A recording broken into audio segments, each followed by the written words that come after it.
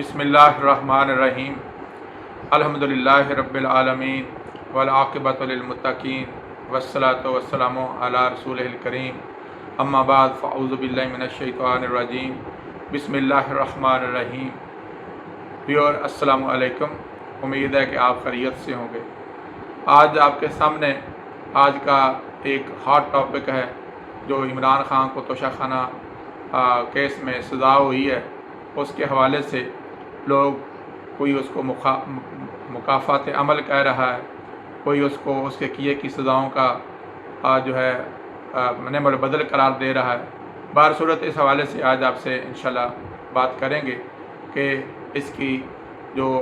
दीनी नुक्ता नज़र से क्या हैसियत बनती है। आपसे गुजारिश है कि इससे पहले कि हम बात को आगे बढ़ाएं, चैनल को सब्सक्राइब कर दें और इसके पैगाम को आगे पहुंचाने के लिए लाइक और शेयर कर दें। जज़ाकल्लाह। दोस्तों, हमारे यहाँ बड़ी अजीब सी बात है, जब भी किसी इंसान के ऊपर कोई बुरा वक्त आता है तो उसके हवाले से हम बड़ी जल्दी से कह देते हैं कि इसको अपने अमाल की जो है सज़ा मिल रही है और ये इसके साथ जो भी हो रहा है मुकाफ़ात अमल हो रहा है। बिलाशुबा इस दुनिया में अल्लाह तबारक तआला बाज़ औक़ात इंसान को उसके किए हुए अमाल की बुनियाद पे सज़ा भी देते हैं। अलबत्ता ये जो दुनिया है, दारुल अमल है, ये मुकाफ़ात अमल नहीं है। अल्लाह ताला ने इंसान के बुरे अमाल की सज़ा के लिए एक और दिन मुकर्रर कर रखा है और वो आखिरत का वक्त है, आखिरत का दिन है, जिस दिन अल्लाह तबारक तआला हर इंसान को उसके अमाल का बदला देंगे, अच्छे को अच्छा और बुरे को बुरा। आज आपके सामने एक पहचान के तौर पे कि एक आदमी को अगर आप समझते हैं, किसी हद तक अंदाज़ा करना चाहते हैं कि उसको मुकाफ़ात अमल के तहत कोई अल्लाह ताला ने इस दुनिया में सज़ा दी है या उसकी आजमाइश हो रही है। आजमाइश और मुकाफ़ात अमल में सबसे बड़ी अहम बात ये होती है कि जिस आदमी को सज़ा दी गई होती है और मुकाफ़ात अमल के तहत दी गई होती है, तो उस सूरत में वो आदमी फ्रस्ट्रेट होता है, परेशान होता है और उसके जो आसान हैं वो ख़ता होते हैं और वो अपने किए हुए पछता के अपनी कोशिश करता है कि मैं किसी न किसी तरीके से इस सज़ा से बच जाऊं। और आजमाइश वाला शख्स जो होता है वो अपनी तकलीफ़ और जो उसको मुशक्क़त आ पहुंचती है उसके ऊपर वो अल्लाह ताला से इस्तग़फ़ार तो ज़रूर करता है, अपनी उससे माफ़ी ज़रूर तलब करता है, लेकिन उसका दिल मुतमईन होता है और वो अपने अज़म में, अपने इरादे में मुस्तहकम होता है। उसको किसी तरह का किसी और चीज़ का खौफ नहीं होता। चुनाचे आप लोगों के सामने मेरे नुक्ता नज़र से अल्लाह तबारक तआला ने ख़ुद कुरान मजीद में कहा है कि वला नबलुवन्नकुम बिशैइन मिनल खौफ़ि वल जूइ व नक़्सिम मिनल अम्वालि वल अनफुसि वस्समरात व बश्शिरिस साबिरीन अल्लज़ीना इज़ा असाबतहुम मुसीबा क़ालू इन्ना लिल्लाहि व इन्ना इलैहि राजिऊन। सदक़ल्लाहुल अज़ीम। दोस्तों, आप इस आयत कुरानी में अल्लाह तबारक तआला ने ख़ास तौर पर कोई तख़सीस अच्छे और बुरे की, मुसलमान और गैर मुसलमान की नहीं की, तमाम इंसानों से मैं ख़िताब है। और अल्लाह तबारक तआला ने दो ताक़ीदों के साथ कहा है कि मैंने हर बंदे की आजमाइश करनी है, अच्छा हो, बुरा हो, मुसलमान हो, गैर मुसलमान हो। और यही वजह है कि हम देखते हैं कि अगर अम्बिया अलैहिमुस्सलाम की ज़ात मुक़द्दसा को देखें तो सबसे ज़्यादा दुनिया में जो सताए गए लोग हैं उनमें से अम्बिया अलैहिमुस्सलाम है। और नबी अलैहिस्सलाम का ख़ुद अपने बारे में इरशाद है, आप फरमाते हैं कि जितनी तमाम अम्बिया अलैहिमुस्सलाम को सज़ाएँ, तकलीफ़ें और मशक्क़तें दी गईं, मुझे उससे ज़्यादा तकलीफ़ें दी गईं। तो देखें, जो इस कायनात की असास अल्लाह ताला ने जिनको करार दिया है और जो अल्लाह ताला के महबूब और जिनको रब करीम ने उनकी सताइश के लिए अपने पास अर्श मुअल्ला से ऊपर लामकाम पे बुलाया, तो उनकी ज़ात मुक़द्दसा को ताइफ में कौन कौन से, और अगर ग़ज़वा उहद में देखें और दीगर, आपकी ज़िंदगी का कोई ऐसा लम्हा दोस्तों नज़र नहीं आता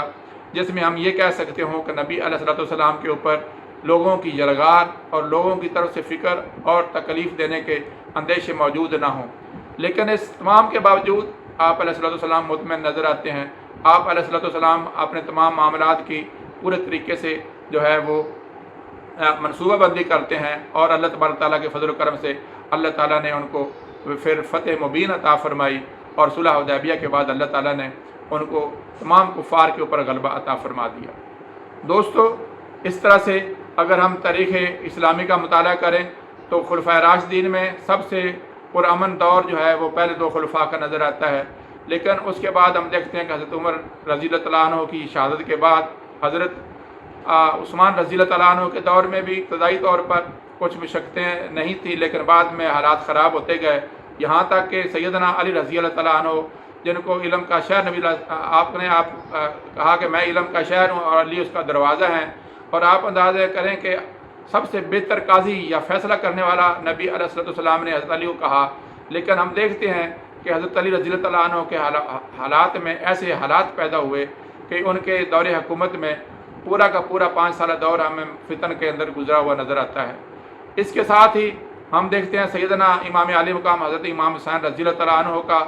کہ وہ نوائس رسول جن کی زبان نبی علیہ السلام کی زبان کے ساتھ ٹچ ہوئی، جن کا خوراک الوابدین مصطفیٰ علیہ السلام بنے، ان کے ساتھ اتنا بڑا سانحہ ہوا، تو ہمیں دوستوں بڑا احتیاط کرنی چاہیے کہ کسی آدمی کے بارے میں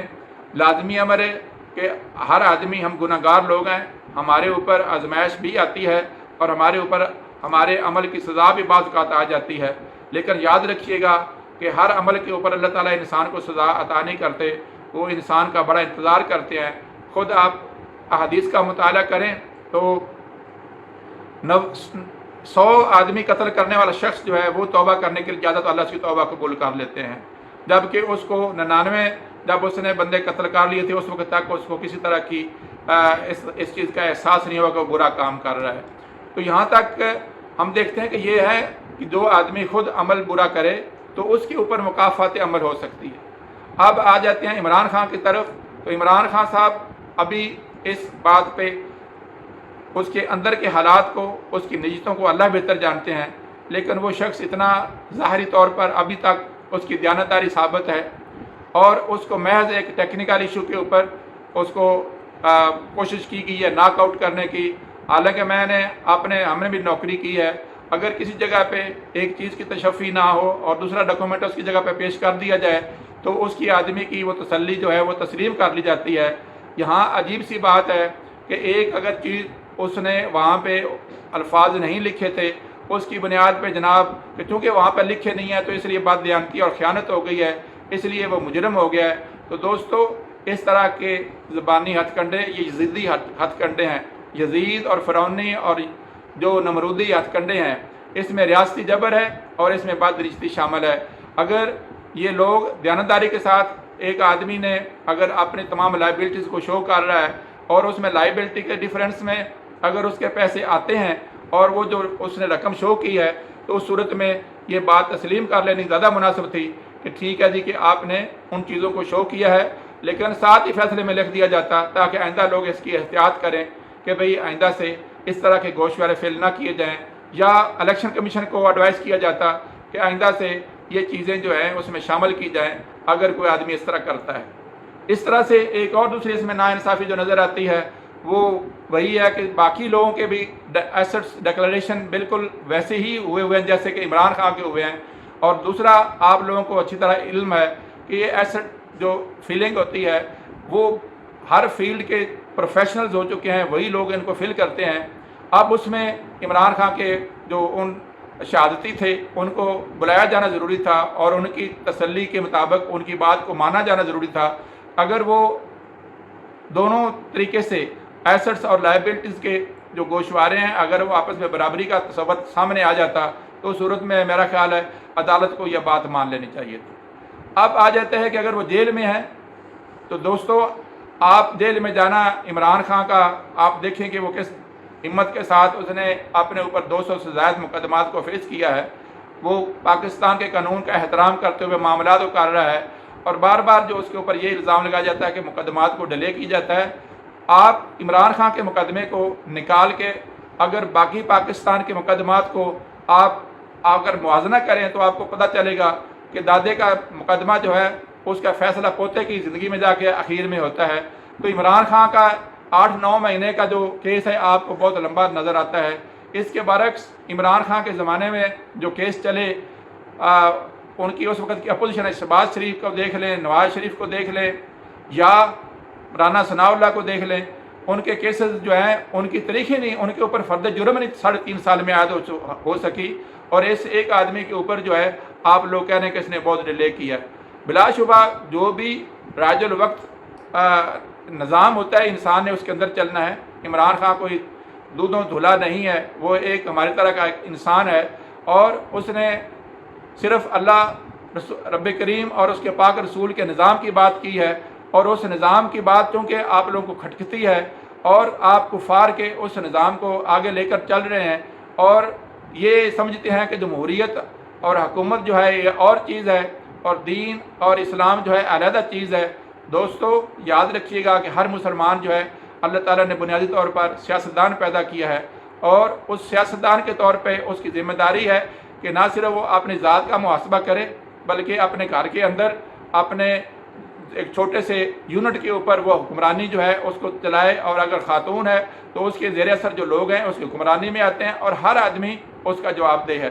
تو گویا ایک مسلمان معاشرہ جو ہے، ایک اسلامی معاشرہ جو ہے، اس کے اندر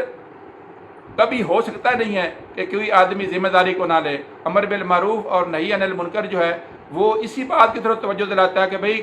بری بات پہ خاموش نہیں رہنا اور اچھی بات کو آگے کرتے رہنا ہے۔ اگر ایک آدمی بری بات پہ خاموش نہیں رہتا تو اس کا مطلب یہ ہے کہ وہ دوسروں کو صحیح کرنے کی طرف راغب کر رہا ہے، اور اسلام نے اس کے راغب کرنے کے اوپر اور اس کو روکنے کے اوپر 3 درجے متعین کیے ہیں۔ نبی علیہ السلام کی حدیث کا مفہوم ہے کہ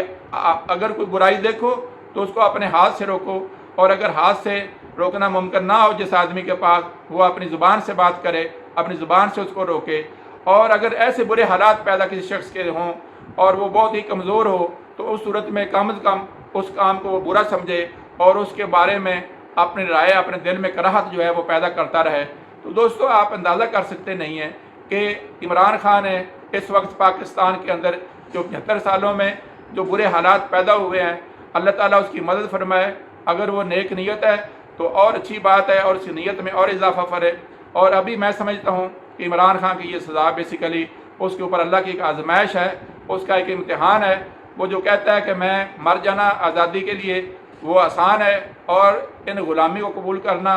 وہ بہت مشکل ہے۔ تو قرآن مجید میں اللہ تعالیٰ نے مومنین کی جو نشانیاں بتائی ہیں اس میں یہی ہے، اور حدیث شریف کا بھی ایک مفہوم ہے کہ انسان کی ایمان کی حلاوت اس وقت تک وہ حاصل ہی نہیں کر سکتا جب تک کہ اس کو اپنے ایمان کو چھوڑنا آگ میں جانے سے جو ہے وہ بہت زیادہ مشکل نہ نظر آئے۔ تو دوستو اب عمران خان کے اوپر آزمائش، اللہ تعالیٰ اس کی آزمائش کو کم سے کم کرے، لیکن ہم دعا کرتے ہیں کہ اللہ تعالیٰ اس کو اس آزمائش کو بڑے تحمل کے ساتھ، بڑی برداشت کے ساتھ قبول کرنے کی توفیق دے۔ اور عوام الناس کی میں سمجھتا ہوں ہم سب لوگوں کی ذمہ داری ہے کہ اس کے اچھے کام کے اوپر کم از کم ہم اس کی اچھائی کی تعریف کریں، اور اللہ تعالیٰ سے دعا کریں کہ ہمارے نظام کار کے اندر رہتے ہوئے بہتر انداز سے اللہ تعالیٰ اس کو اقتدار کی جو ہے یہ کوشش جو ہے اس میں کامیاب کرے، اور پھر پاکستان کے حالات کو بہتر کرنے کے لیے اس کو یہ اپنی مدد فرمائے۔ وما علینا الا البلاغ۔